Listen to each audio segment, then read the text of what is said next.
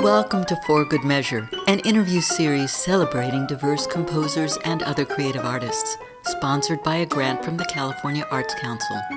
I'm Nanette McGuinness, Artistic Executive Director of Ensemble for these times. In this week's episode, we continue our conversation with Rajna Swaminathan, who we spoke to in January 2024. Do you perform together or compose for each other? What was it like growing up with a musical sibling, competitive, supportive, All of the above, probably. So we both were brought up in the Carnatic scene. There's a Carnatic approach to the violin, and it's becoming absorbed into the sort of mainstay of how Carnatic music is performed. It's a different technique, sort of different tuning. So you sit down and you play it. And so they're a little younger than me, but we were basically performing a lot together when we were younger, and obviously came from a musical family. A lot of both our parents and also extended family being musicians. I think it was overwhelming, just like how much music was centered. And yeah, I think perhaps we were clubbed together a lot, to the point where it's really over the last, I'd say, 10 years, we've tried to find our individual independent voices, uh, Mm-hmm. and paths and interests. But it's hard being clubbed together and be like, all right, well, you just have each other and you're going to perform together for the rest of your lives. And Right. it feels a bit like, okay, well, Cloying. who are we outside of this, like, obviously very productive siblinghood and very like inspiring siblinghood. Because I've been super deeply inspired by them and their approach to the violin as I was building Rajas. Their, the way that they approached the violin was so central to how I imagined that music was that, okay, we Mm-hmm. can have people who are trained in Indian music, but who have such an open approach to it, and also who are constantly absorbing other kinds of techniques. They would bring in like extended techniques on the violin that are never used in the Carnatic context, but that Mm. they sort of found through working with improvisers and even kind of thinking about classical techniques. And I'd say that, over the last 10 years, we've both been trying to find our independent paths more than anything else. I mean, it would be nice to come back together um, at some point. So I hope that happens. But for now, I think it's been just really nice to see how they're headed, because they have a different approach even to notation and everything. Mm.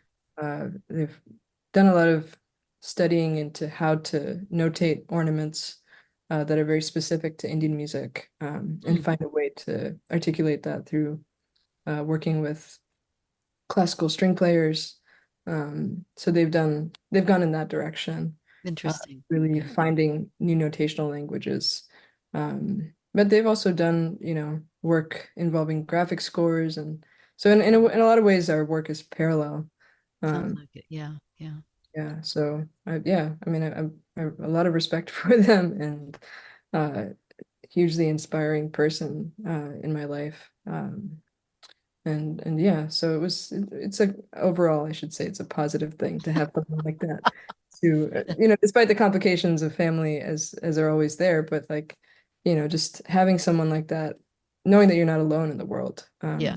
someone going through this, and um yeah, having someone to just sort of be a mirror and reflection back, um as you kind of find your own path with things. So Yeah. Did they travel with you in December to Chennai? sometimes, yeah, they were um maybe less so involved with that, but um they did make quite a few visits themselves to perform. I think they knew early on that that wasn't the path they wanted to go down. uh, Mm.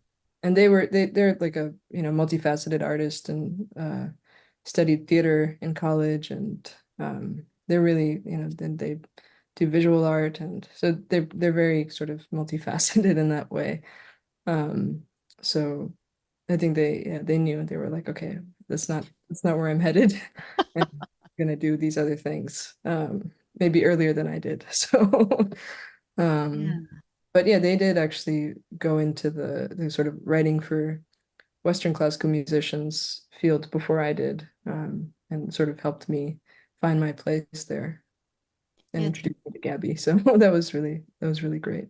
that does sound great. I have one younger sister Hmm. who did theater. I was the music, she was the theater, and our paths diverged fairly greatly. And then I ended up doing opera, which was interesting. And she does fabulous work in law, which is where she ended up landing. But it's very interesting when you have a younger sister who's determined and kind of knows what they're up to, and even if they're not sure, having them right behind you it's an interesting experience, and it's good to come together as you're older and kind of feel less competitive, I guess, and more embracing is what I Absolutely. found. Absolutely. Yeah. Yeah. So it's been really nice as we come into our come into this phase of our lives in our Yeah. 30s. And Come into your own as adults. yeah, really. And we both ended up moving out to California around the same time. They live in Oakland. And so yeah, it's nice to have family on the West Coast now and Yeah, right. True. Now, explore. We've been East Coasters our whole lives. So so now you're both out here. That's now cool. we're both out here. Now my dad is out here. So it's Oh, yeah, wow. whole family's out here now. The So Western migration. Yeah, we've sort of done the same thing too. We were east and then south, and slowly in waves came out, and much of us are out here now. So Thank you for listening to For Good Measure, and a special thank you to our guest, Rajna Swaminathan, for joining us today. If you enjoyed this episode, please subscribe to our podcast by clicking on the subscribe button, and support us by sharing it with your friends, posting about it on social media, and leaving us a rating and a review. To learn more about E4TT, our concert season online and in the Bay Area, or to make a tax-deductible donation, please visit us at e4tt.org. This podcast is made possible in part by a grant from the California Arts Council and generous donors like you.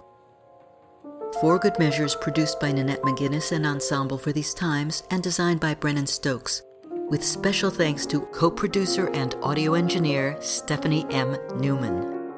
Remember to keep supporting equity in the arts and tune in next week for Good Measure.